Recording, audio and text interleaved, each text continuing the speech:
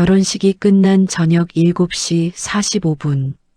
패백을 준비하기 위해 신부 대기실에 단둘이 남게 된 순간이었습니다. 지수는 더 이상 참을 수 없었습니다. 하루 종일 삼켜왔던 모욕과 비웃음이 목구멍까지 차올랐죠. 순백의 웨딩드레스를 입은 채로 바닥에 주저앉아 흐느끼기 시작했습니다. 이게 내 인생이라니. 눈물이 뺨을 타고 흘러내렸습니다. 화장이 번져 얼굴은 엉망이 되어가고 있었죠. 그때였습니다. 바닥에서 장난감 자동차를 굴리며 놀던 민우가 천천히 일어섰습니다. 평소처럼 멍한 표정이 아니었습니다.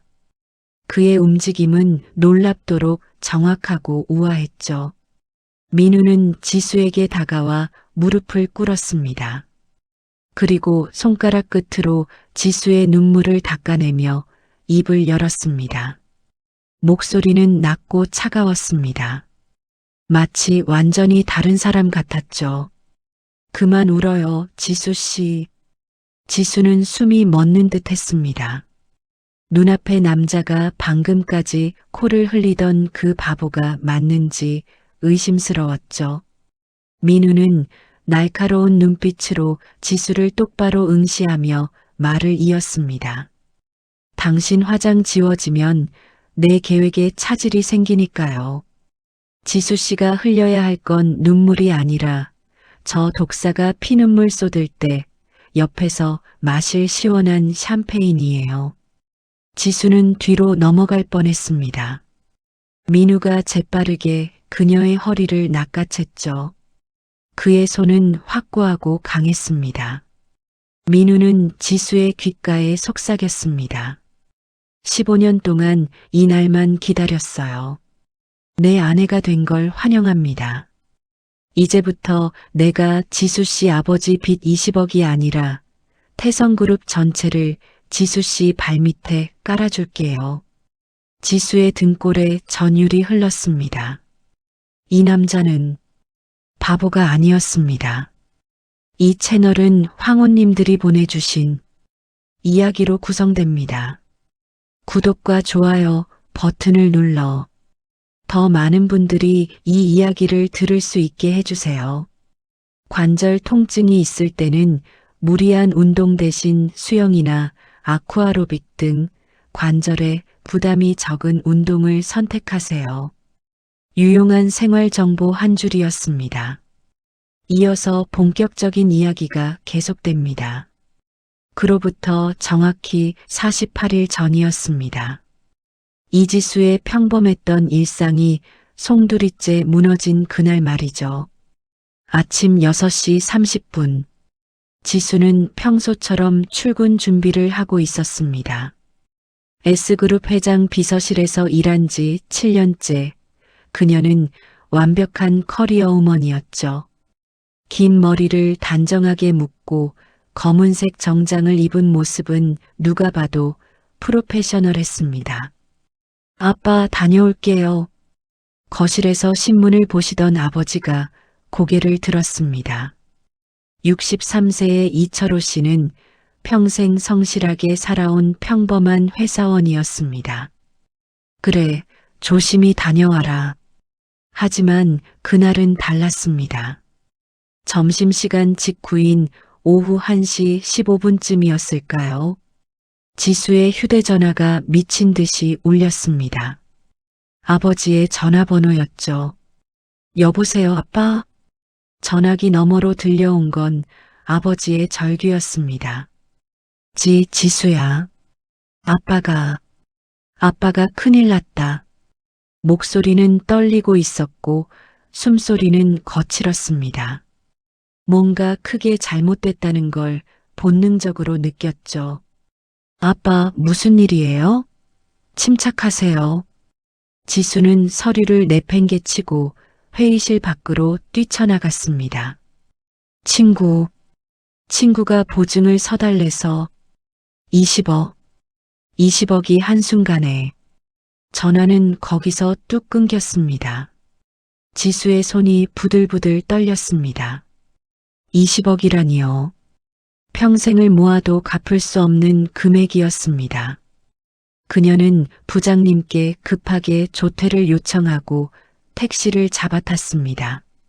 집까지 가는 45분이 45년처럼 느껴졌죠.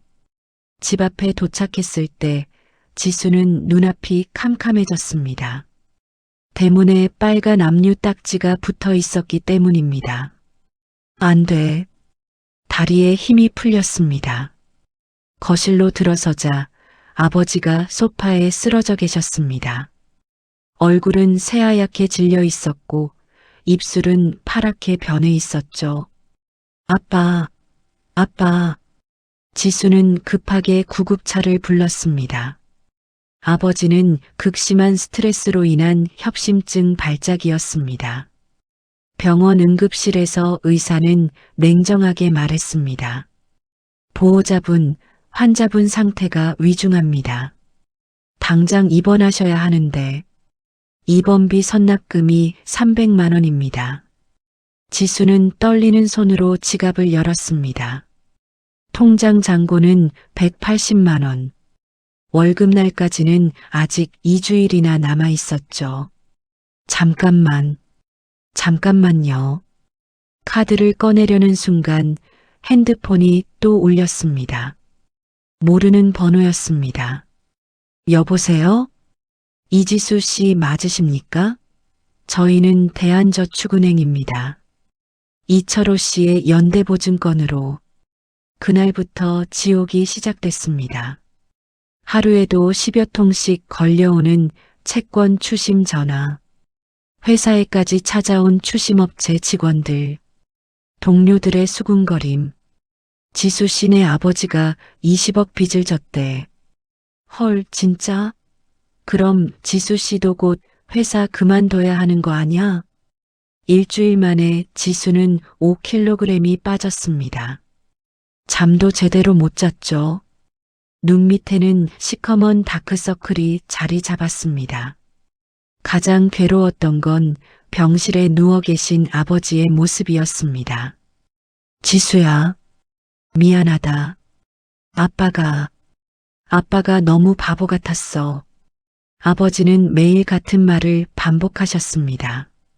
70평생 한 번도 남에게 폐를 끼쳐본 적 없던 분이 하루아침에 20억 빚쟁이가 되신 겁니다. 괜찮아요, 아빠. 우리 꼭 이겨낼 거예요. 지수는 웃으며 말했지만 속으로는 무너지고 있었습니다. 그리고 정확히 2주일이 지난 어느 날 오후였습니다. 회사 로비에 한 여자가 나타났습니다. 50대 후반으로 보이는 그 여성은 온몸에 명품을 걸치고 있었습니다. 샤넬 트위드 재킷, 에르메스 버킨백, 까르띠에 시계까지.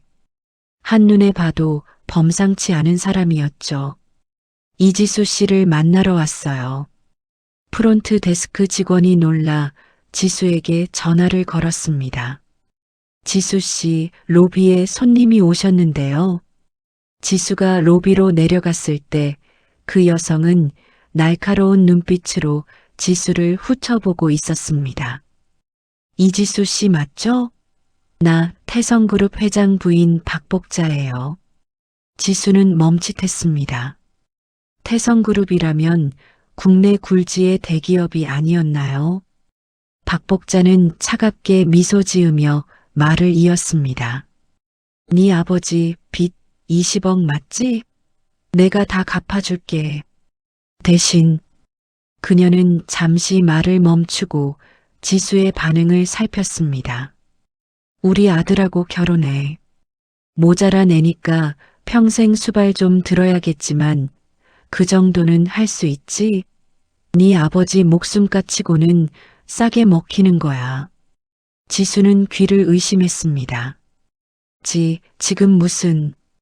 일주일 안에 대답 안 하면 이 제안 없던 걸로 할 거야. 네 아버지 병원비도 곧 떨어진다며? 생각 잘해봐. 박복자는 명함 한 장을 던지듯 내밀고는 유유히 사라졌습니다. 지수는 그 자리에 얼어붙어 섰습니다. 결혼. 20억을 갚기 위한 결혼이라니. 그날 밤 지수는 한숨도 자지 못했습니다. 병원 침대에서 힘겹게 숨 쉬시는 아버지의 얼굴이 계속 떠올랐죠. 제발, 제발 아빠만. 이틀을 고민한 끝에 지수는 결심했습니다. 32년을 키워주신 아버지, 자신을 위해 평생을 바치신 아버지를 위해서라면 지수는 떨리는 손으로 박복자에게 전화를 걸었습니다. 하겠습니다. 결혼, 하겠습니다. 전화 너머 박복자의 웃음소리가 섬뜩하게 들려왔습니다. 잘 생각했어. 20억짜리 신부님. 내일 당장 계약서 쓸어와. 다음 날 오전 10시. 지수는 태성그룹 본사 62층에 있는 회장실 앞에 서 있었습니다. 손에는 박복자가 보낸 계약서 사본이 들려 있었죠.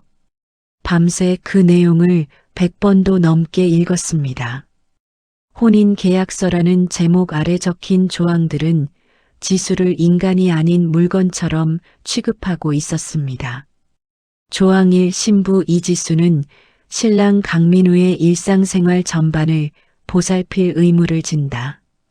조항 2 신부는 시어머니 박복자의 지시에 절대 복종해야 한다.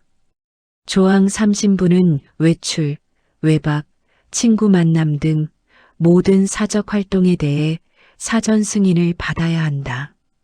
조항 4 혼인 후 10년 이내 이혼 시 위약금 20억을 배상한다. 읽으면 읽을수록 치가 떨렸지만 지수는 꾹 참았습니다. 들어오세요. 비서의 안내를 받아 회장실에 들어서자 박복자가 소파에 앉아 홍차를 마시고 있었습니다. 어서 와요, 우리 며느리. 앉아요. 박복자의 말투는 공손했지만 눈빛은 차가웠습니다. 지수를 사람이 아닌 상품처럼 바라보고 있었죠. 지수는 소파에 앉았습니다. 등을 꼿꼿이 세우고 최대한 당당한 표정을 지으려 애썼습니다. 계약서 잘 읽어봤죠? 네, 읽어봤습니다. 그럼 잘 알겠네요. 니는 이제 우리 집 며느리가 아니라 민우 돌보는 간병인이에요. 아니, 그것보다 못한 존재지. 네 아버지 빚 20억 때문에 우리 집에 팔려온 거니까. 박복자는 홍차잔을 탁 소리나게 내려놓았습니다. 민우 못 봤죠? 한번 보여줄까요? 그녀는 내선 전화를 들었습니다. 민우 데리고 와. 잠시 후 문이 열리고 한 남자가 들어왔습니다.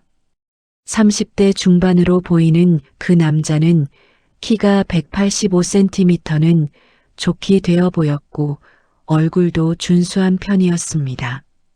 하지만 엄마, 배고파. 밥. 그는 입가에 침을 흘리며 어눌한 목소리로 말했습니다. 손에는 삐뚤빼뚤한 낙서가 그려진 공책을 들고 있었죠. 이게 민우예요. 7살 지능을 가진 우리 아들. 귀엽죠? 박복자의 목소리에는 조롱이 가득했습니다. 지수는 민우를 바라봤습니다. 민우는 지수를 보더니 고개를 갸웃거렸습니다. 이쁘다. 누나, 이 바보가 네 남편 될 사람이에요.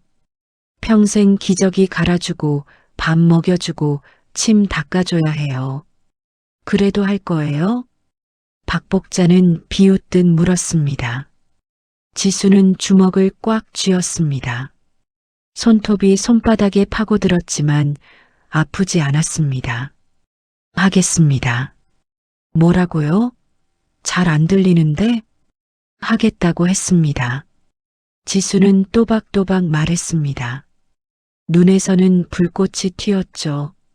박복자는 만족스러운 듯 고개를 끄덕였습니다. 좋아요. 그럼 계약서에 도장 찍어요. 그리고 여기 통장이에요. 그녀는 통장 하나를 던지듯 내밀었습니다. 네 아버지 병원비 6개월치, 그리고 20억 빚은 내일까지 정리해 줄 거예요. 대신 오늘부터 니는 우리 집 사람이에요. 알아들었어요? 네. 지수는 계약서에 도장을 찍었습니다. 도장이 찍히는 순간 무언가 끊어지는 소리가 들리는 것 같았습니다. 자유라는 이름의 끈이 말이죠. 계약서를 챙겨든 박복자는 냉소적으로 웃었습니다. 결혼식은 2주일 후에요. 그때까지 네 회사 일 정리하고 짐 싸오세요. 아, 참. 결혼식 날 하객들한테 웃는 얼굴 보여줘요. 네가 자원에서 시집 온 것처럼 연기해야 해요. 안 그러면 그녀는 통장을 툭 쳤습니다. 병원비 지원 끊어버릴 거예요. 네 아버지 건강 생각해서라도 잘하세요. 지수는 이를 악물었습니다. 알겠습니다. 회장실을 나온 지수는 엘리베이터 안에서 무너져 내렸습니다. 거울에 비친 자신의 얼굴은 창백했고 눈에는 눈물이 그렁그렁했죠. 아빠, 제가 꼭 버틸게요. 그날 밤 지수는 회사에 사직서를 제출했습니다. 7년간 일했던 직장이었지만 돌아볼 겨를이 없었습니다. 부장님은 안타까운 표정으로 지수를 바라봤습니다. 지수 씨, 정말 결혼하는 거예요? 태성그룹 바보 아들한테? 네. 소문 다 들었어요. 20억 때문에 희생하는 거잖아요. 그럴 필요 없어요. 지수 씨는 능력 있는 사람이니까 다른 방법을. 괜찮습니다, 부장님. 제 선택이에요. 지수는 억지로 웃었습니다. 사무실을 나서는 지수의 뒷모습을 본 동료들은 숙연한 표정을 지었습니다. 너무 안 됐다, 진짜. 아직 32인데 인생이 끝나는 거잖아. 하지만 지수는 뒤돌아보지 않았습니다. 이제 돌아갈 곳은 없었으니까요. 2주일은 정신없이 지나갔습니다. 박복자는 결혼식 준비를 철저하게 통제했습니다. 웨딩드레스도, 부케도, 하객 명단도 모두 박복자가 정했죠. 네가 뭘 안다고 고르려고 해요? 가만히 있어요. 지수는 마네킹처럼 서 있을 뿐이었습니다. 결혼식 전날 밤이었습니다. 지수는 병원에 누워 계신 아버지를 찾아갔습니다. 아버지는 많이 좋아지셨지만 여전히 안색이 좋지 않았죠. 아빠, 내일 결혼해요. 미안하다, 지수야. 아빠 때문에. 아니에요, 아빠. 제가 선택한 거예요. 지수는 아버지의 손을 꽉 잡았습니다. 제가 꼭 행복할게요. 걱정하지 마세요. 하지만 아버지의 눈에서는 눈물이 흘러내렸습니다. 32년을 키운 딸이 돈 때문에 희생하는 걸 보는 아버지의 마음은 찢어지는 것 같았습니다. 지수는 병실을 나와 복도 끝에서 한참을 울었습니다. 제발 이게 악몽이길. 하지만 현실은 냉혹했습니다. 내일이면 그녀는 강민우의 아내가 됩니다. 20억을 대신에 팔려간 여자로 말이죠. 결혼식 당일 오전 11시 강남의 한 특급 호텔 연회장이었습니다. 샹들리에가 눈부시게 빛나고 백송이가 넘는 장미가 통로를 장식하고 있었습니다. 하지만 화려함 뒤에 숨은 분위기는 차갑기만 했죠. 지수는 신부 대기실에서 웨딩드레스를 입고 있었습니다. 순백의 드레스는 아름다웠지만 지수에게는 수의처럼 느껴졌습니다. 메이크업 아티스트가 지수의 얼굴을 들여다보며 혀를 찼습니다. 눈 밑 다크서클이 너무 심하네요. 어제 잠을 못 주무셨어요? 네. 아휴, 신부가 결혼식 전날 잠을 못 자면 어떡해요. 최대한 커버해 드릴게요. 화장이 끝나고 거울을 보았을 때 지수는 자신이 아닌 것 같았습니다. 완벽하게 화장한 얼굴은 마치 가면 같았죠. 오후 2시 정각. 결혼식이 시작됐습니다.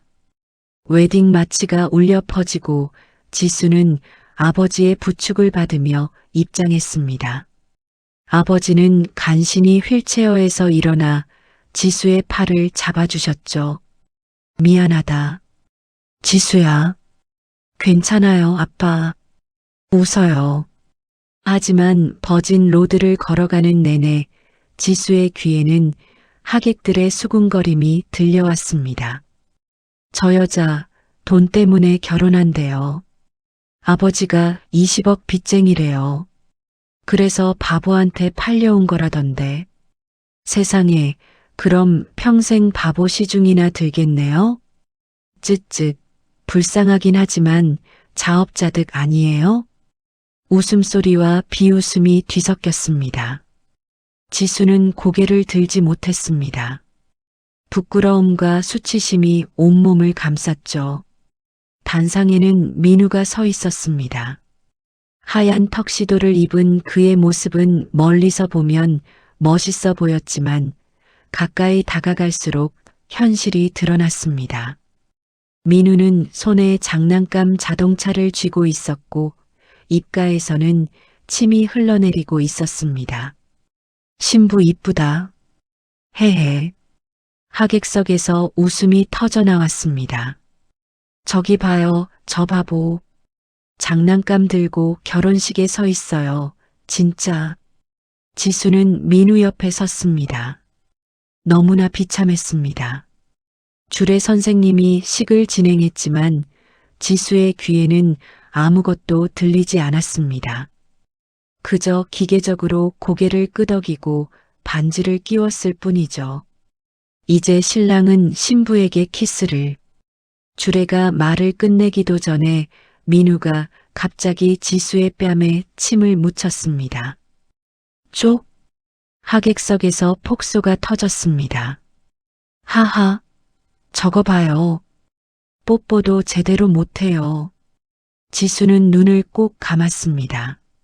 눈물이 날 것 같았지만 절대 울지 않겠다고 다짐했습니다.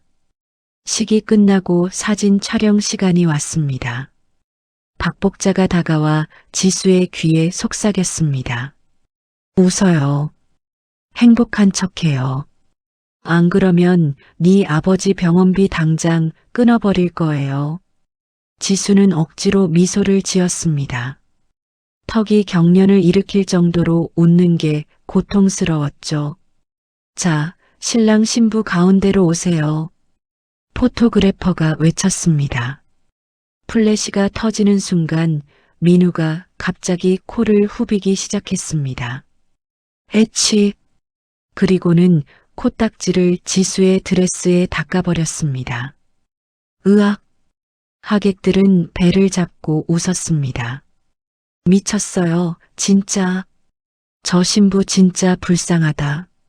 하지만 누구도 도와주지 않았습니다. 식장 뒤편에서 박복자의 친구들이 수군거리는 소리가 들렸습니다. 복자 씨 똑똑하네요. 돈으로 간병인 한 명 산 거잖아요. 그러게요.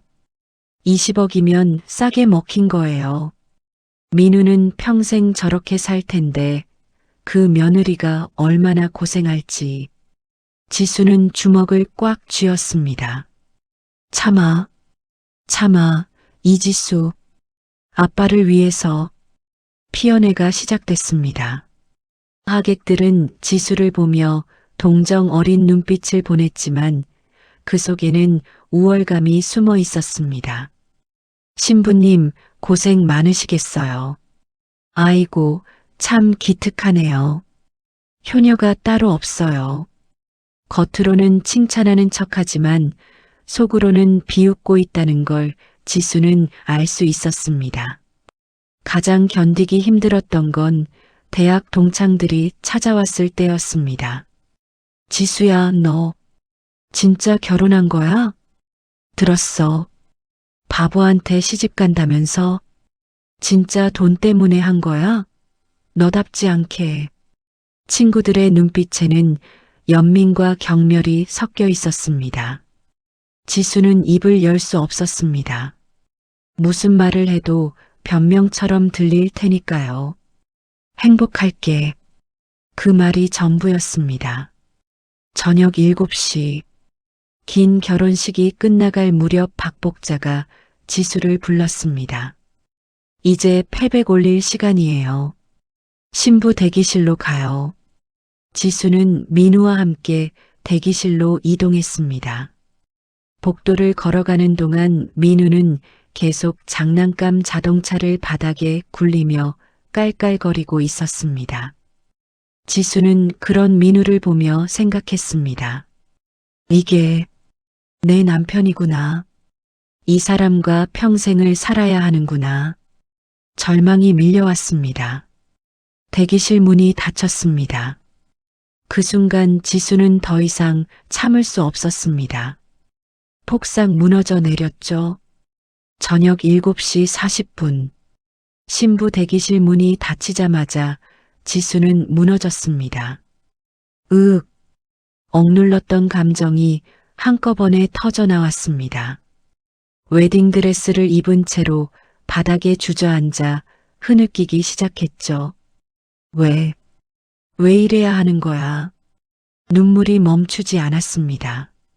화장이 번져 얼굴은 엉망이 되어 갔습니다. 하루 종일 견뎌왔던 비웃음과 모욕이 파도처럼 밀려왔습니다. 돈 때문에 바보한테 시집갔대. 평생 바보 시중이나 들겠네. 자업자득이지. 모든 말들이 귀에 맴돌았습니다. 지수는 웨딩드레스 치마를 꽉 움켜쥐었습니다. 이 아름다운 드레스가 감옥의 죄수복처럼 느껴졌죠. 아빠, 미안해요. 제가 너무 약해서. 어깨가 들썩이며 울음이 계속됐습니다. 그때였습니다. 지수는 방 한구석에 민우가 있다는 걸 잊고 있었습니다. 민우는 바닥에 앉아 장난감 자동차를 굴리고 있었죠. 평소처럼 멍한 표정으로 말입니다. 부릉부릉. 자동차 달려요. 지수는 민우를 보며 또 한 번 절망했습니다. 이 사람이 내 남편이라니. 평생 이 사람을 돌봐야 한다는 사실이 너무나 끔찍했습니다. 하. 허탈한 웃음이 나왔습니다. 웃다가 울고 울다가 웃었죠. 이게 내 인생이야. 이게. 지수는 화장대 거울을 보았습니다. 거울 속 자신의 모습은 처참했습니다. 번진 마스카라, 얼룩진 파운데이션, 빨갛게 충혈된 눈. 너무 추해. 내가 너무. 그 순간이었습니다. 민우가 갑자기 장난감을 내려놓았습니다. 지수는 민우의 변화를 눈치채지 못했습니다. 계속 울고 있었으니까요. 민우는 천천히 일어났습니다. 그의 움직임은 이전과 달랐습니다. 우아하고 정확했죠. 민우는 조용히 지수에게 다가왔습니다. 지수가 고개를 들었을 때 민우는 바로 앞에 서 있었습니다. 민우 씨? 지수는 눈물로 얼룩진 얼굴로 민우를 올려다봤습니다. 그리고 얼어붙었습니다. 민우의 눈빛이 완전히 달라져 있었기 때문입니다. 멍하고 초점 없던 눈이 아니었습니다. 날카롭고 지적이며 차갑게 빛나는 눈이었죠. 뭐야? 지수는 뒤로 물러났습니다. 민우는 무릎을 꿇고 지수와 눈높이를 맞췄습니다. 그리고 손가락 끝으로 지수의 눈물을 닦아냈죠. 그 손길은 부드러웠지만 단호했습니다. 그만 울어요, 지수 씨. 목소리가 달랐습니다. 어눌하고 더듬거리던 목소리가 아니었습니다. 낮고 차갑고 명료한 목소리였죠. 지수는 숨이 멎는 것 같았습니다. 당신, 누구예요? 나요? 강민우. 당신의 남편이죠. 민우는 비웃듯 말했습니다. 아니, 당신은 바보? 맞아요. 나 바보 맞아요. 겉으로는요. 민우는 지수의 턱을 살짝 들어 올렸습니다. 그의 눈빛은 짐승처럼 날카로웠죠. 당신 화장 지워지면 내 계획에 차질이 생겨요. 그러니까 울지 마요. 지수는 온몸이 얼어붙었습니다. 무슨 소리. 지수 씨가 흘려야 할 건 눈물이 아니에요. 지수 씨. 민우는 지수의 귓가에 속삭였습니다. 저 독사가 피눈물 쏟을 때 옆에서 마실 시원한 샴페인이에요. 지수는 뒤로 물러나려 했지만 민우가 그녀의 허리를 낚아챘습니다. 강한 힘이었죠. 놓으세요. 조용히 해요. 밖에 사람들 들어요. 민우의 목소리는 명령조였습니다. 지수는 공포와 혼란에 빠졌습니다. 이 남자가 누구인지 도저히 이해할 수 없었죠. 당신, 진짜 바보 아니에요? 아니요. 한 번도 바보였던 적 없어요. 민우는 냉소적으로 웃었습니다. 15년 동안 연기했을 뿐이죠. 완벽하게요. 15년? 지수는 믿을 수 없었습니다. 왜요? 살아남기 위해서요. 민우는 지수를 놓아주고 일어섰습니다. 그리고 창밖을 바라보며 말을 이었죠. 저 여자 박복자, 내 계모예요. 내가 19살 때 아버지가 재혼하셨죠. 그리고 6개월 후 아버지가 갑자기 돌아가셨어요. 민우의 목소리에 감정이 깔렸습니다. 교통사고였대요. 하지만 난 알아요. 저 여자가 죽인 거예요. 지수는 떨리는 목소리로 물었습니다. 증거가 있어요? 없었어요. 그때는요. 민우는 돌아서서 지수를 똑바로 봤습니다. 그래서 연기를 시작한 거예요. 바보 행세를요. 그러면 저 여자가 방심할 거라고 생각했거든요. 미쳤어요. 미친 거 맞아요. 하지만 이 방법밖에 없었어요. 민우는 주머니에서 작은 USB를 꺼냈습니다. 15년 동안 모은 증거예요.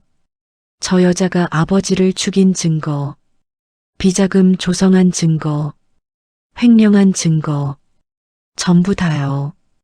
지수는 그 USB를 멍하니 바라봤습니다. 왜 저한테 이런 얘기를? 당신이 내 파트너가 되어야 하니까요. 민우는 지수에게 다가왔습니다. 지수 씨, 당신 똑똑하죠? 대기업 비서로 7년이나 일했잖아요. 당신의 능력이 필요해요. 싫어요. 저는 그냥 아버지 빚만 갚고 싶어요. 지수는 고개를 저었습니다. 빚? 그거 벌써 갚았어요. 뭐라고요? 저 여자가 갚아준 20억. 그거 내 돈이에요. 내가 몰래 모은 거죠. 저 여자는 자기 돈이라고 착각하고 있지만요. 민우는 웃었습니다. 결국 내가 지수 씨의 아버지 빚 갚아준 거예요. 그러니까 당신은 저 여자가 아니라 나한테 빚진 거죠. 지수는 현기증이 났습니다. 이게 무슨 혼란스럽죠? 이해해요. 하지만 선택의 여지는 없어요. 지수 씨. 민우는 지수의 어깨를 잡았습니다. 지금부터 당신은 내 아내로서 저 여자 옆에서 정보를 빼내야 해요. 당신이 비서로 일하던 그 능력으로요. 할 수 있죠? 못해요. 할 수 있어요. 안 하면 민우의 눈빛이 차가워졌습니다. 지수 씨 아버지 병원비 지원 끊어버릴 거예요. 지금 당장요. 지수는 민우를 노려봤습니다. 분노와 공포가 뒤섞인 눈빛이었죠. 당신, 박복자랑 똑같네요. 아니요. 나는 저 여자보다 훨씬 더 나쁜 사람이에요. 민우는 냉소적으로 웃었습니다. 하지만 적어도 거짓말은 안 해요. 나는 당신을 이용할 거예요. 하지만 그 대가로 지수 씨 아버지 병원비는 평생 책임질 거고 이 복수가 끝나면 원하는 대로 이혼해 줄게요. 위약금도 없이요. 지수는 주먹을 떨었습니다. 생각할 시간을 주세요. 시간 없어요. 지금 당장 대답해야 해요. 민우는 시계를 봤습니다. 30초 안에 저 여자가 패백하러 올 거예요. 그 전에 화장 고치고 정신 차려야 해요. 지수는 눈을 감았습니다. 선택의 여지가 없었습니다. 아버지를 포기할 수 없었으니까요. 알겠어요. 좋아요. 현명한 선택이에요. 민우는 만족스럽게 고개를 끄덕였습니다. 이제부터 우리는 한 팀이에요, 지수 씨. 아니, 그는 지수의 손을 잡았습니다. 네, 아내님. 그 순간 문이 열렸습니다. 뭐해요? 패백 시간이에요. 박복자의 날카로운 목소리가 들려왔습니다. 민우는 즉시 표정을 바꿨습니다. 다시 멍한 바보로 돌아갔죠. 엄마, 배고파. 아이고, 이 바보야. 조금만 참아. 박복자는 민우를 보며 혀를 찼습니다. 지수는 급하게 화장을 고쳤습니다. 손이 떨렸지만 최대한 침착하게요. 거울 속 자신의 눈빛이 달라져 있었습니다. 더 이상 절망에 빠진 희생양이 아니었습니다. 무언가를 결심한 사람의 눈이었죠. 패백이 끝난 밤 11시, 지수와 민우는 태성그룹이 마련한 신혼집으로 향했습니다. 강남 한복판 50층짜리 펜트하우스였습니다. 300평이 넘는 거대한 공간이었죠. 차 안에서 민우는 계속 바보 연기를 했습니다. 기사 아저씨가 있었기 때문입니다. 신부님 이쁘다. 헤헤. 지수는 아무 말도 하지 않았습니다. 창밖만 멍하니 바라봤죠. 펜트하우스에 도착했습니다. 기사가 짐을 옮겨주고 떠났습니다. 문이 닫히자마자 민우의 태도가 바뀌었습니다. 휴, 연기하는 것도 피곤하네요. 그는 턱시도 재킷을 벗어 던지고 소파에 앉았습니다. 움직임은 우아하고 세련됐죠. 지수는 멀찍이 떨어져 섰습니다. 이제 제대로 설명해 주세요. 도대체 무슨 일인지 알고 싶어요? 민우는 위스키 잔을 들었습니다. 그럼 앉아요. 긴 이야기니까. 지수는 망설이다가 민우 맞은편 소파에 앉았습니다. 민우는 천천히 입을 열었습니다. 내가 19살이었을 때 아버지가 박복자를 데려왔어요. 38살의 미망인이었죠. 민우의 눈빛에 어둠이 드리워졌습니다. 처음엔 평범한 계모인 줄 알았어요. 근데 6개월 만에 아버지가 교통사고로 돌아가셨죠. 그게 사고가 아니었다고요? 네. 브레이크 라인이 절단돼 있었어요. 경찰은 자연 마모라고 했지만 난 정비 기록을 확인했어요. 사고 2주일 전에 정비를 받았거든요. 민우는 위스키를 한 모금 마셨습니다. 하지만 증거가 없었어요. 누가 했는지 증명할 수 없었죠. 그래서 바보 행세를 시작한 거예요? 정확해요. 민우는 고개를 끄덕였습니다. 아버지가 돌아가신 후 박복자는 내게 이상한 약을 먹이기 시작했어요. 비타민이라고 했죠. 근데 그 약을 먹고 나면 머리가 멍해졌어요. 지수는 숨을 죽이고 들었습니다. 나중에 분석해 봤더니 신경안정제였어요. 과다 복용하면 뇌 기능이 저하되는 약이었죠. 그 여자는 나를 진짜 바보로 만들려고 했던 거예요. 세상에. 그래서 약을 먹는 척하고 뱉어냈어요. 그리고 바보 연기를 시작했죠. 그래야 저 여자가 방심할 거라고 생각했거든요. 민우는 USB를 꺼내 테이블에 놓았습니다. 15년이에요, 지수 씨. 15년 동안 나는 바보처럼 살면서 저 여자의 범죄 증거를 모았어요. 지수는 USB를 바라봤습니다. 거기에 뭐가 들어있어요? 아버지 살해 사주 증거, 녹취록이 있어요. 박복자가 정비공한테 돈을 주고 브레이크를 끊으라고 지시한 통화 내용이죠. 어떻게 그걸? 집 안 곳곳에 녹음기를 설치했어요. 바보인 척하면서요. 저 여자는 내가 이해 못할 거라고 생각하고 집에서 전화 통화를 했거든요.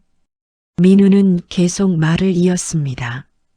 그리고 비자금 조성 증거, 횡령 증거, 탈세 증거, 300억이 넘는 돈을 빼돌린 장부까지 전부 복사해뒀어요. 지수는 충격에 빠졌습니다. 그럼 왜 진작 고발하지 않았어요? 타이밍이 중요해요. 민우는 날카롭게 웃었습니다. 저 여자는 그룹 이사진과 검찰에도 인맥이 있어요.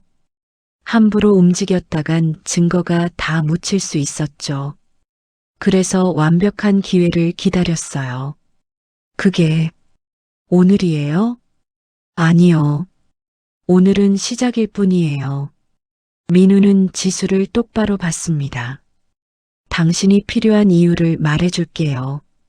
저 여자는 당신을 완전히 믿을 거예요. 바보 며느리라고 생각하니까요. 저도 이용하려는 거네요. 맞아요. 솔직하게 말할게요. 나는 당신을 도구로 쓰려고 했어요. 민우의 눈빛이 차가워졌습니다. 하지만 공정하게 하고 싶어요. 지수 씨 아버지 병원비는 내가 평생 책임질 거고 이 일이 끝나면 20억을 줄게요. 추가로요. 20억을요? 네. 그리고 원하면 이혼도 해줄게요. 깔끔하게요. 지수는 민우를 뚫어지게 바라봤습니다. 당신, 진짜 천재네요. 나쁜 의미로요. 고마워요. 칭찬으로 듣을게요. 민우는 비웃었습니다. 그래서 어때요? 할 거예요? 안 할 거예요? 지수는 한참을 고민했습니다. 분노와 두려움 그리고 묘한 흥분이 뒤섞였습니다. 저 잔인한 계모를 무너뜨린다는 생각만으로도 짜릿했죠. 조건이 있어요. 말해봐요. 제가 위험해지면 바로 빼주세요. 그리고 아버지는 절대 다치지 않게 해주세요. 약속할게요. 민우는 손을 내밀었습니다. 그럼 계약 성립인가요, 파트너? 지수는 잠시 망설이다가 민우의 손을 잡았습니다. 성립이에요. 두 사람의 손이 맞닿는 순간 뭔가 시작되는 느낌이 들었습니다. 복수의 서막이 오른 겁니다. 좋아요. 그럼 내일부터 본격적으로 시작할게요. 민우는 노트북을 꺼냈습니다. 먼저 저 여자의 일정을 파악해야 해요. 언제 어디를 가는지, 누구를 만나는지 전부 체크해요. 어떻게요? 당신이 며느리로서 시어머니를 모시는 척하면서 따라다니는 거죠. 효심 많은 며느리 연기하면서요. 지수는 고개를 끄덕였습니다. 할 수 있어요. 그리고 저 여자가 서재에 숨겨둔 장부가 하나 더 있어요. 그걸 찾아야 해요. 어디에요? 모르겠어요. 그래서 당신이 찾아야 하는 거예요. 민우는 설계도를 펼쳤습니다. 이게 본가 저택 설계도예요. 서재, 침실, 창고까지 전부 표시했어요. 당신이 청소하는 척 하면서 뒤져봐요. 지수는 설계도를 보며 말했습니다. 생각보다 복잡하네요. 쉬운 일은 아니에요. 하지만 당신이라면 할 수 있을 거예요. 민우는 지수의 눈을 똑바로 봤습니다. 지수 씨, 당신 똑똑해요. 7년 동안 대기업 비서로 살아남았잖아요. 그 능력이면 충분해요. 지수는 깊게 숨을 들이마셨습니다. 알겠어요. 해볼게요. 좋아요. 그럼 하나 더. 민우는 진지하게 말했습니다. 저 여자 앞에서는 절대 내가 정상이라는 걸 들키면 안 돼요. 당신도 바보 남편 수발 든다고 투덜거리는 며느리 연기 철저히 해야 해요. 알겠죠? 네. 그리고 가장 중요한 거. 민우는 지수에게 다가왔습니다.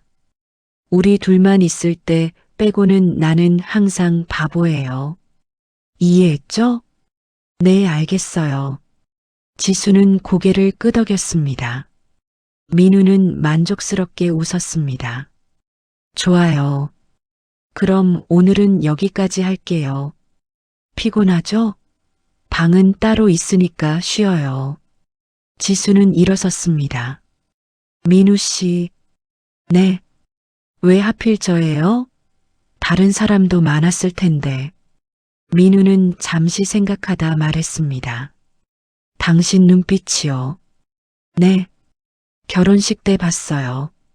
당신 눈에 분노가 있더라고요. 그 분노가 필요했어요. 민우는 창밖을 바라봤습니다. 복수는 차가운 머리로 하는 게 아니에요. 뜨거운 분노로 하는 거죠. 당신한테 그게 있어요. 지수는 아무 말도 하지 못했습니다. 잘 자요, 지수 씨. 내일부터는 진짜 전쟁이에요. 지수는 방으로 들어갔습니다. 침대에 누워 천장을 바라봤습니다. 모든 게 꿈 같았습니다. 바보 남편이 천재였고 20억 빚이 복수의 도구가 됐고 자신은 어느새 위험한 게임의 플레이어가 되어 있었습니다. 내가 할 수 있을까?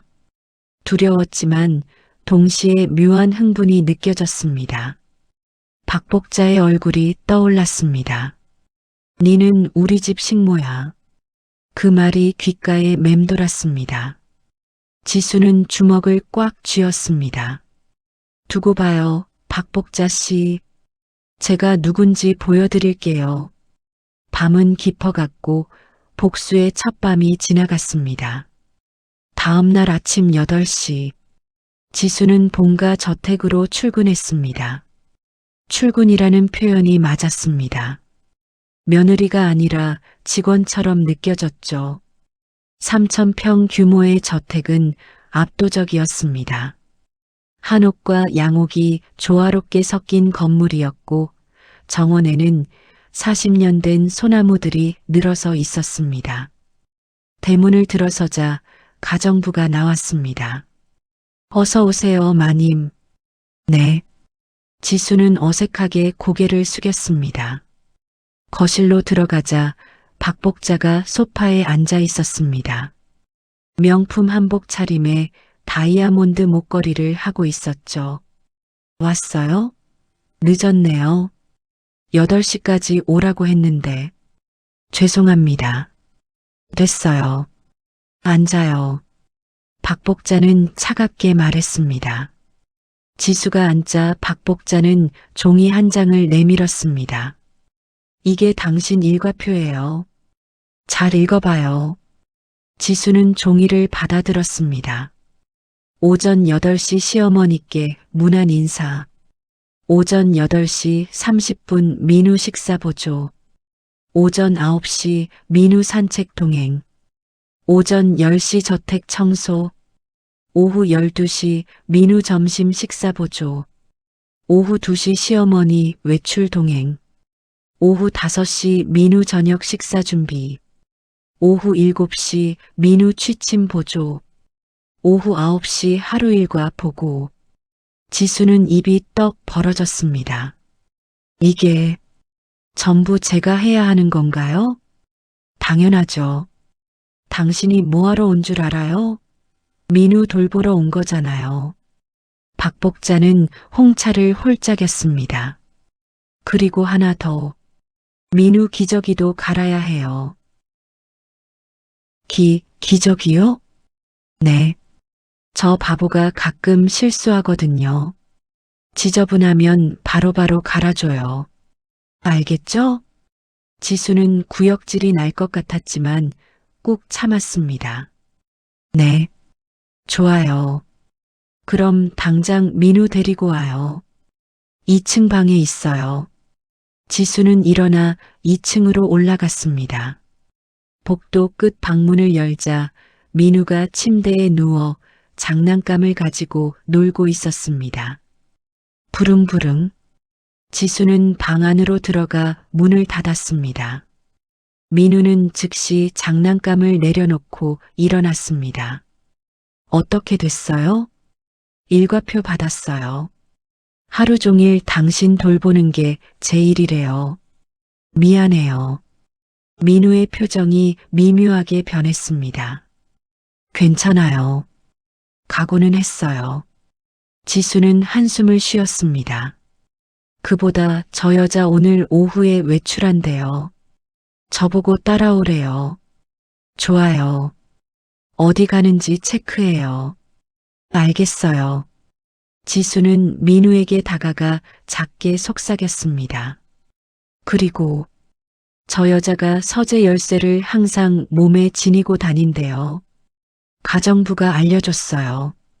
잘했어요. 그럼 그 열쇠를 빼내야겠네요. 어떻게요? 기회를 봐요. 목욕할 때나 자을 때 빼낼 수 있을 거예요. 민우는 지수의 어깨를 톡 쳤습니다. 할 수 있죠? 해볼게요. 두 사람은 다시 연기를 시작했습니다. 민우 씨, 아래로 내려가요. 어머님이 기다리세요. 싫어.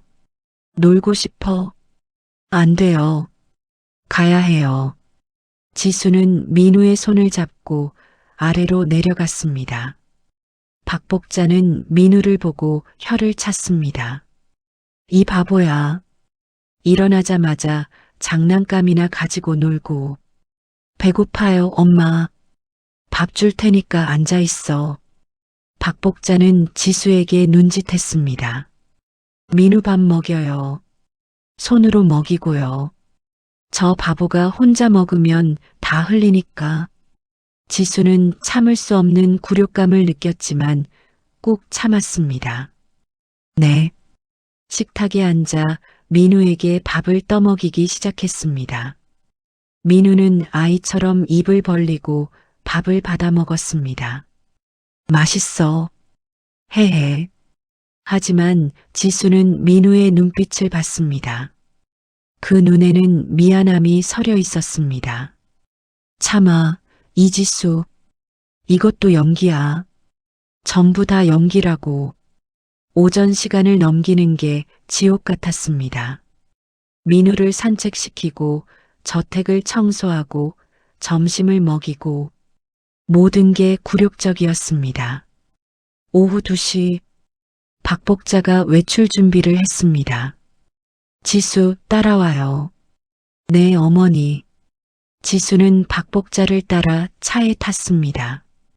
차는 강남의 한 고급 레스토랑으로 향했습니다. 저기 들어가서 기다려요. 내가 사람 만날 거니까 조용히 있어요. 누구 만나세요? 물어볼 필요 없어요. 네가 알 바 아니니까.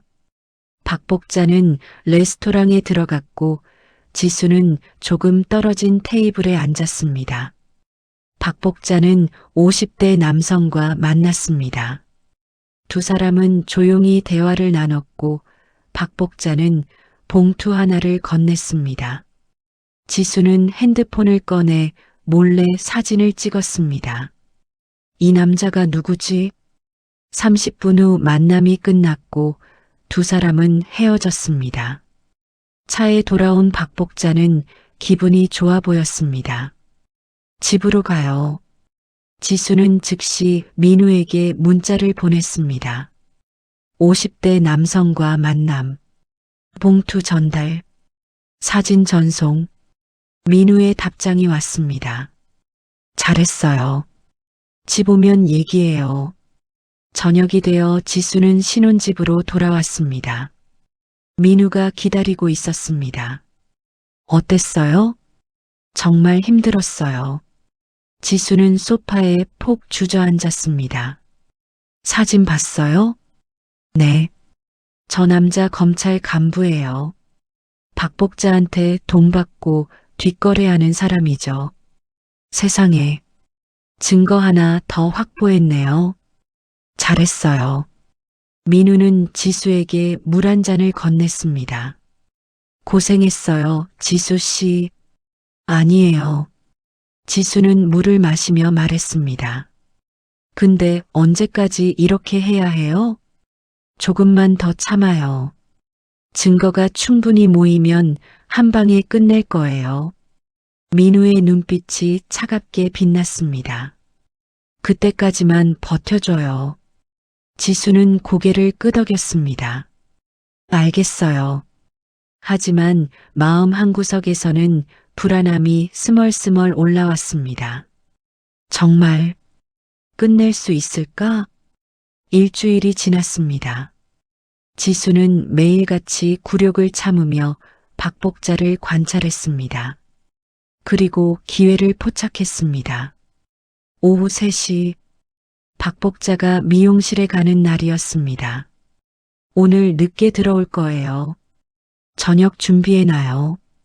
네, 어머니. 박복자가 나간 후 지수는 즉시 움직였습니다. 가정부들에게 잠시 나가 있으라고 했죠. 제가 청소할게요. 잠깐만 쉬세요. 아이고, 고맙습니다, 마님. 가정부들이 사라지자 지수는 본격적으로 수색을 시작했습니다.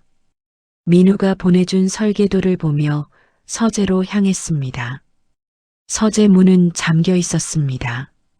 열쇠는 박복자가 가지고 있어 지수는 주머니에서 머리핀을 꺼냈습니다. 대학 시절 범죄 심리학 수업에서 배운 걸 떠올렸죠. 한번 해보자. 머리핀을 자물쇠에 넣고 조심스럽게 돌렸습니다. 한참을 씨름한 끝에 찰칵 소리가 났습니다. 열렸다. 서재 안으로 들어갔습니다. 방은 넓었고 벽 한쪽에는 책장이 가득했습니다. 어디 있을까? 지수는 책장을 하나하나 뒤졌습니다. 그때 책장 뒤편에서 이상한 틈이 보였습니다. 이건 책장을 밀자 숨겨진 금고가 나타났습니다. 금고라니. 지수는 핸드폰을 꺼내 민우에게 문자를 보냈습니다. 금고 발견. 비밀번호 모름. 민우의 답장이 왔습니다. 아버지 생일 시도해봐요. 4월 23일. 423. 지수는 떨리는 손으로 423을 눌렀습니다. B- 틀렸습니다. 다시 해봐. 이번엔 역순으로 3240을 눌렀습니다. 찰칵. 금고가 열렸습니다. 성공했어. 안에는 검은색 가죽 수첩이 들어 있었습니다. 지수는 수첩을 꺼내 펼쳤습니다. 페이지마다 빽빽하게 숫자와 날짜가 적혀 있었습니다. 이게 비자금 장부구나.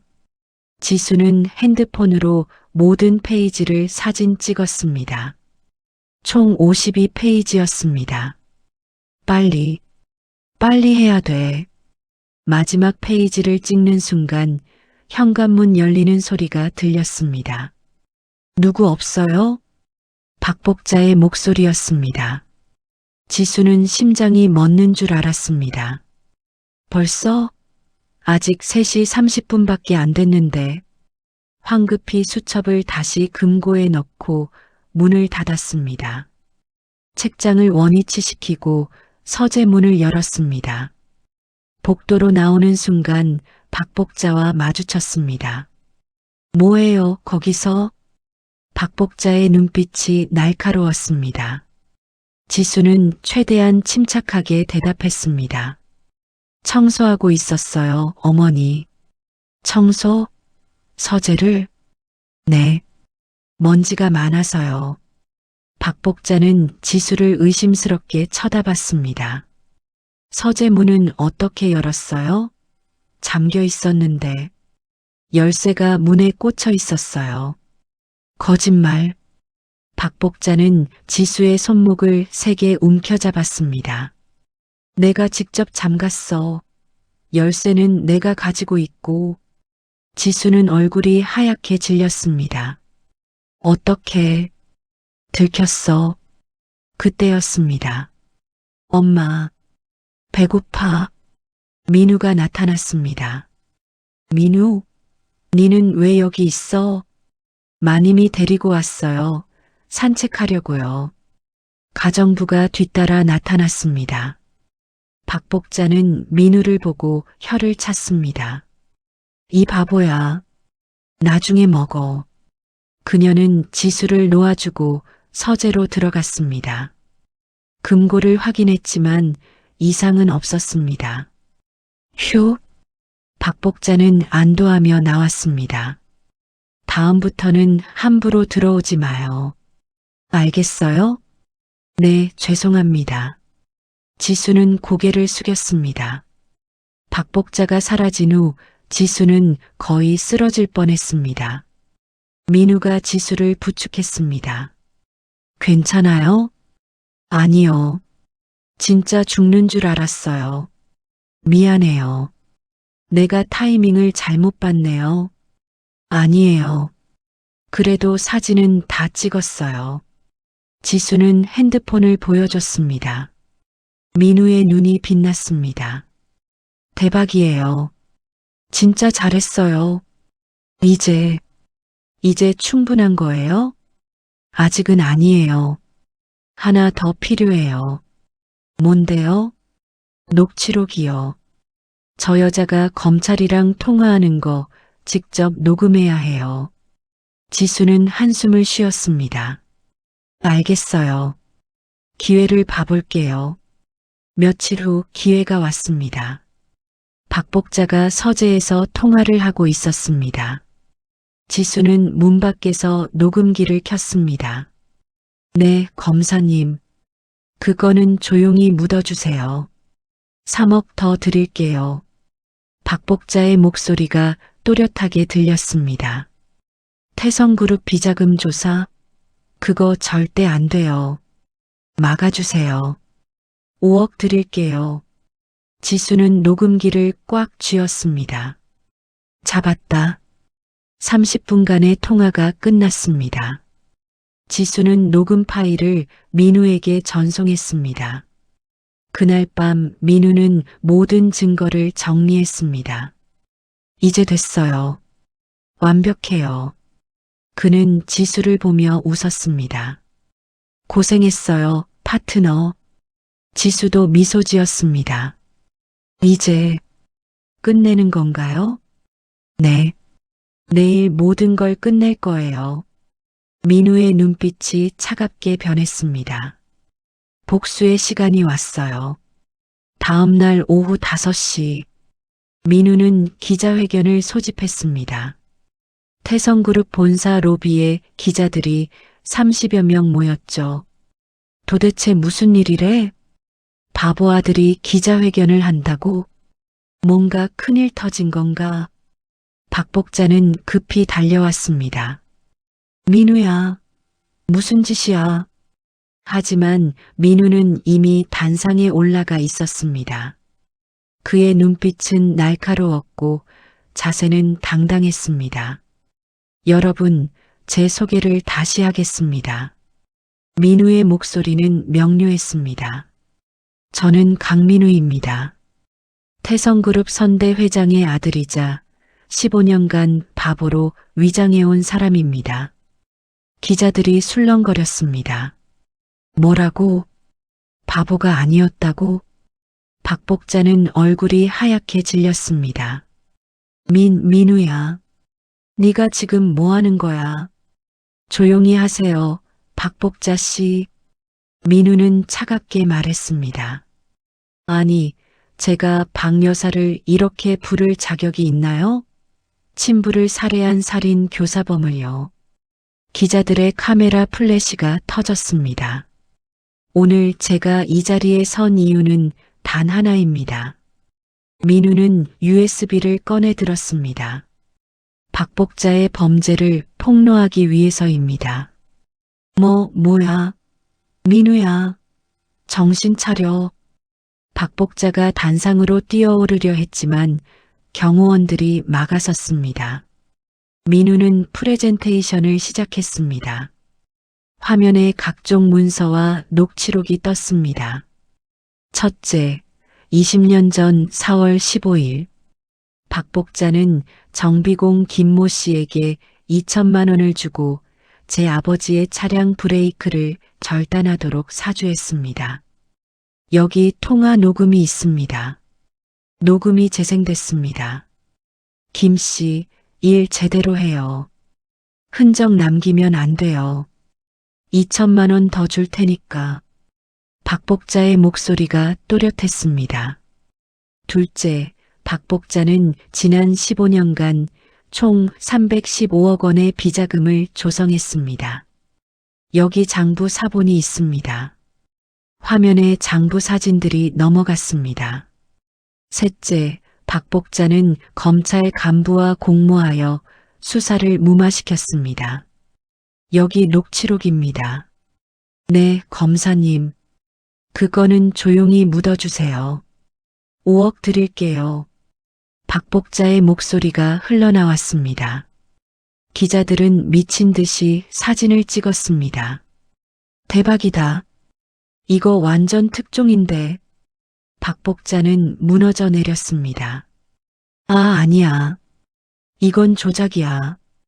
거짓말이라고. 거짓말이 아닙니다. 새로운 목소리가 들렸습니다. 지수였습니다.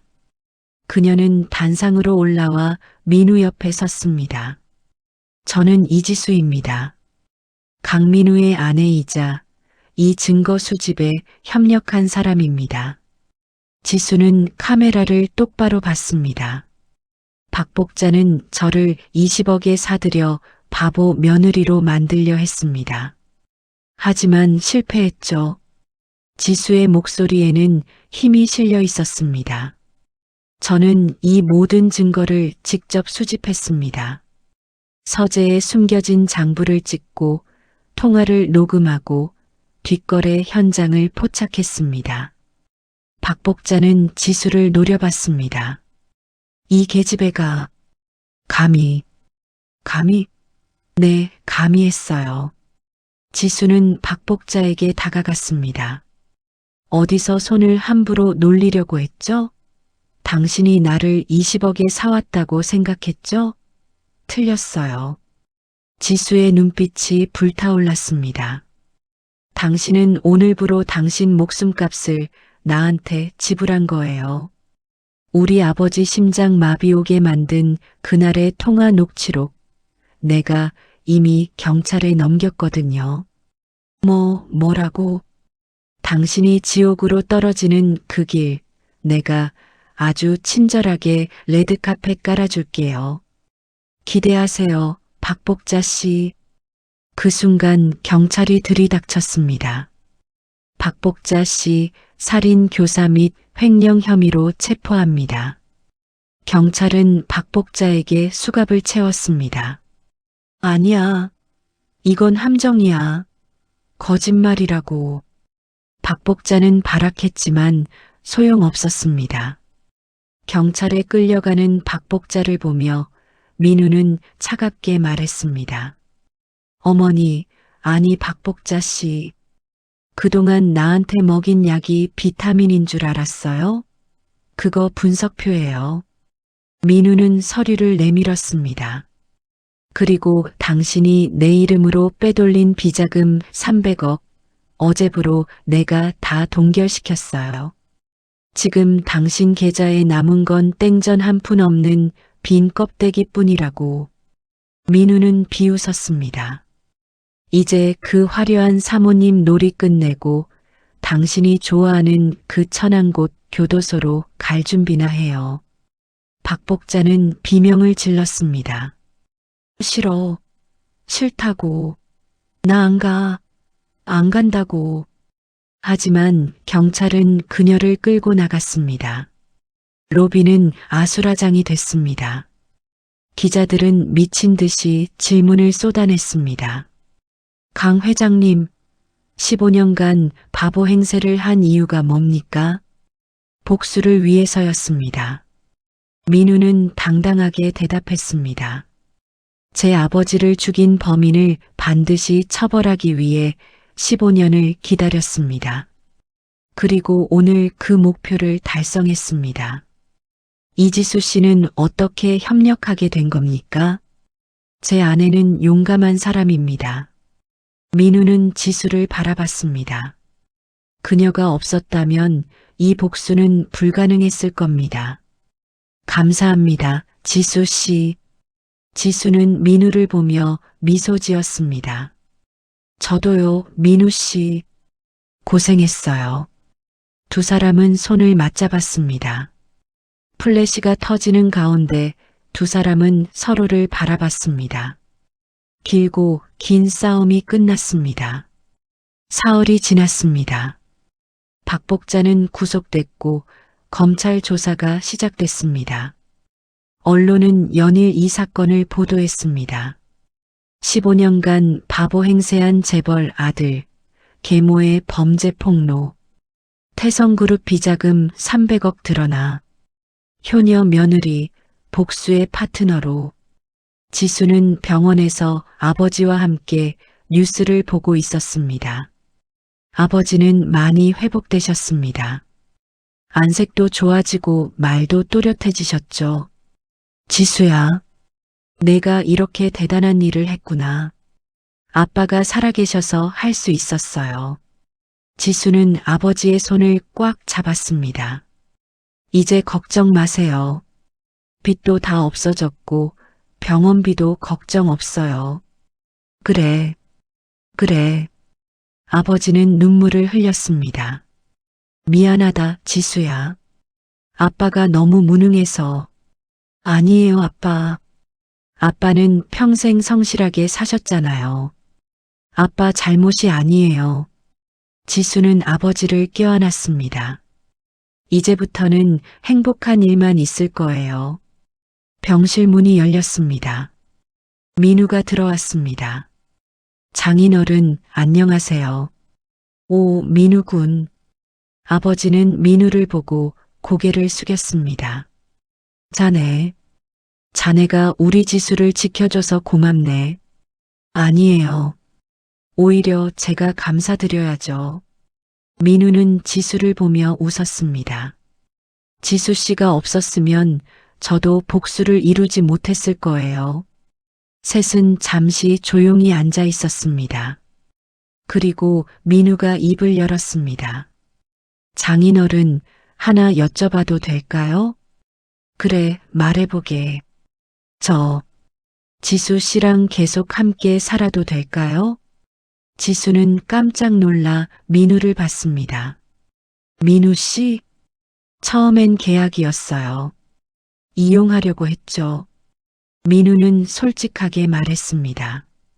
하지만 지수 씨를 보면서 달라졌어요.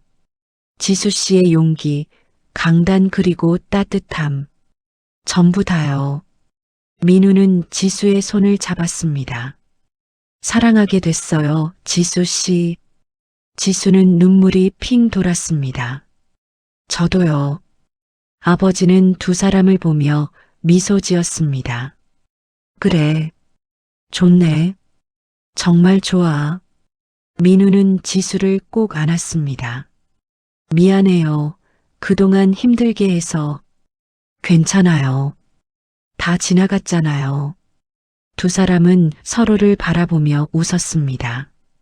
일주일 후 태성그룹 주주총회가 열렸습니다. 민우는 정식으로 회장에 취임했습니다. 저 강민우는 태성그룹을 정의롭고 투명하게 경영할 것을 약속드립니다. 박수갈채가 쏟아졌습니다. 지수는 객석에서 민우를 바라봤습니다. 단상 위에 민우는 빛나고 있었습니다. 더 이상 바보가 아니었습니다. 당당한 회장이었죠. 식이 끝나고 민우는 지수에게 다가왔습니다. 어땠어요? 멋있었어요. 지수는 진심으로 말했습니다. 고생 많았어요, 지수 씨. 민우 씨도요. 두 사람은 손을 잡고 밖으로 나왔습니다. 저녁 노을이 아름다웠습니다. 지수 씨, 이제 뭐 하고 싶어요? 저요? 지수는 잠시 생각하다 말했습니다. 그냥 평범하게 살고 싶어요. 더 이상 복수도 음모도 없는 삶이요. 좋아요. 그럼 그렇게 해요. 민우는 지수를 안았습니다. 우리 이제 진짜 부부처럼 살아요. 평범하게요. 네. 지수는 민우의 품에 안겨 눈을 감았습니다. 따뜻했습니다. 오랜만에 느끼는 평온함이었습니다. 이제 폭풍은 지나갔습니다. 남은 건 고요하고 따뜻한 일상뿐이었습니다. 6개월이 흘렀습니다. 지수와 민우는 진짜 부부로 살고 있었습니다. 펜트하우스는 이제 집 같은 느낌이 들었습니다. 아침 7시. 지수는 아침 식사를 준비하고 있었습니다.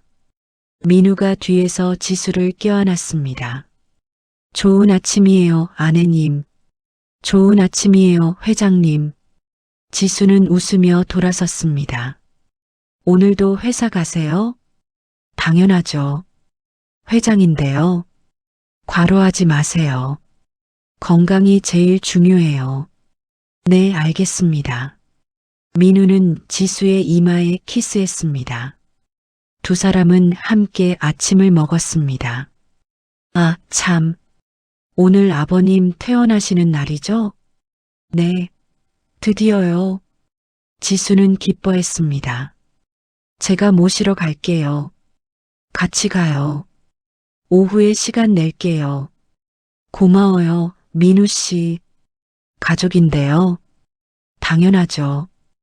오후 4시 두 사람은 병원으로 갔습니다. 아버지는 휠체어가 아닌 걸어서 나왔습니다. 아빠, 오, 왔구나. 아버지는 건강해 보였습니다. 어떠세요, 장인어른? 아주 좋네. 이제 완전히 나았어. 다행이에요. 민우는 아버지의 짐을 들었습니다. 이제 저희 집으로 가세요. 방 준비해뒀어요. 그래도 되나? 당연하죠. 가족인데요. 아버지는 눈물을 글썽였습니다. 고맙네. 정말 고마워. 세 사람은 차에 올랐습니다. 펜트하우스로 가는 길에 지수는 창밖을 바라봤습니다. 서울의 거리는 여전히 분주했습니다. 하지만 이제는 두렵지 않았습니다. 지수는 민우의 손을 잡았습니다. 민우도 지수의 손을 꽉 쥐었습니다.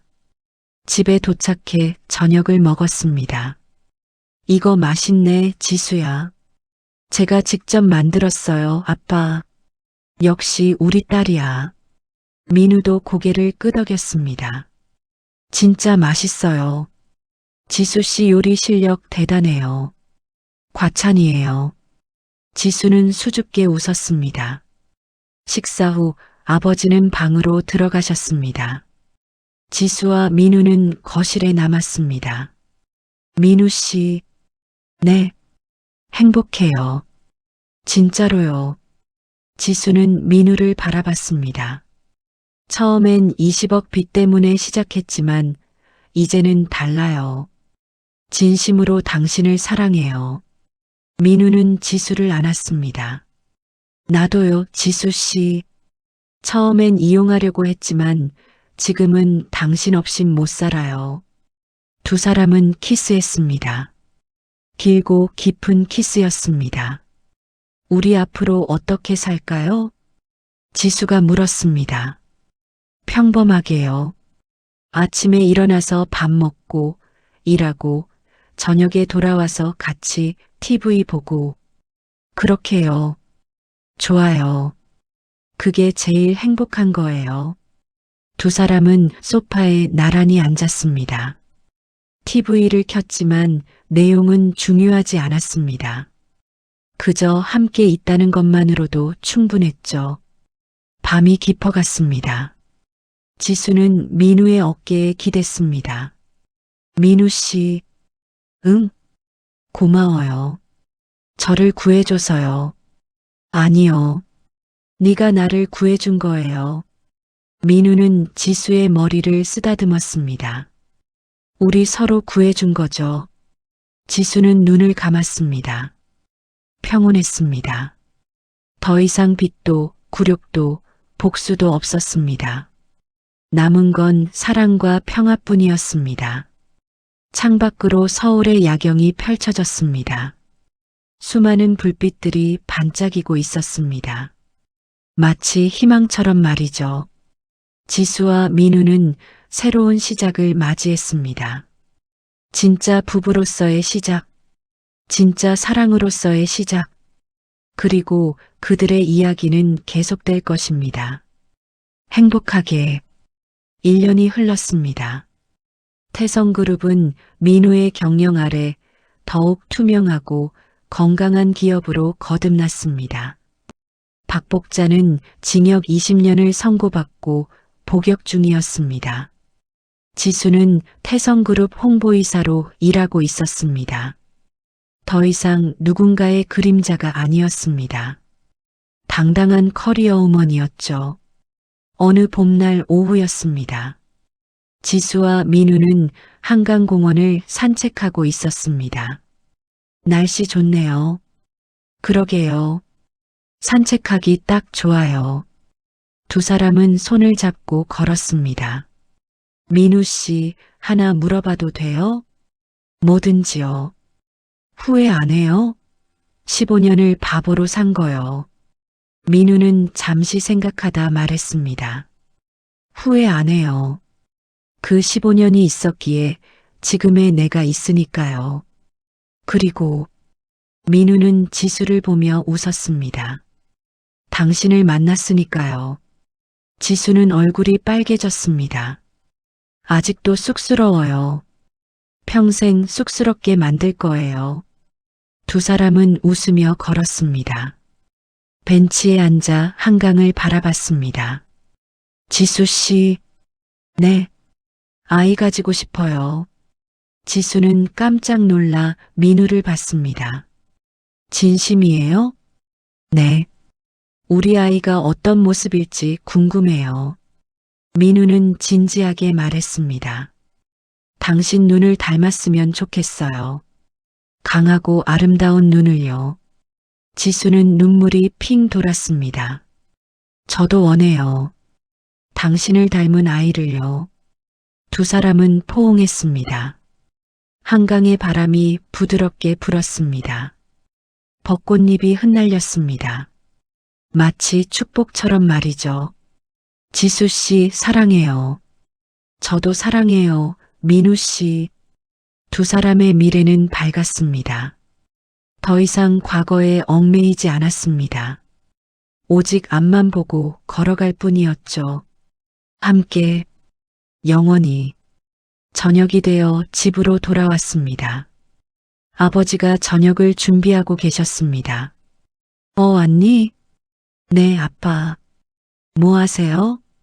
저녁 만들고 있지. 너희 좋아하는 된장찌개.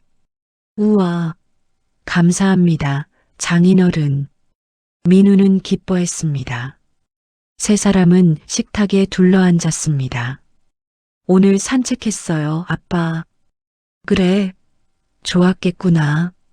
네, 정말 좋았어요. 지수는 민우를 보며 웃었습니다. 아빠, 하나 말씀드릴 게 있어요. 뭐니? 저희 아이 가질 거예요. 아버지는 눈이 동그래졌습니다. 정말? 네, 준비 중이에요. 아버지는 눈물을 글썽였습니다. 할아버지가 되는구나. 내가 축하드려요, 장인어른. 민우가 웃으며 말했습니다. 손주 보는 날이 기대되네요. 세 사람은 행복하게 저녁을 먹었습니다. 웃음소리가 집 안가득 퍼졌습니다. 이것이 진짜 가족의 모습이었습니다. 사랑과 웃음이 있는 따뜻한 가정.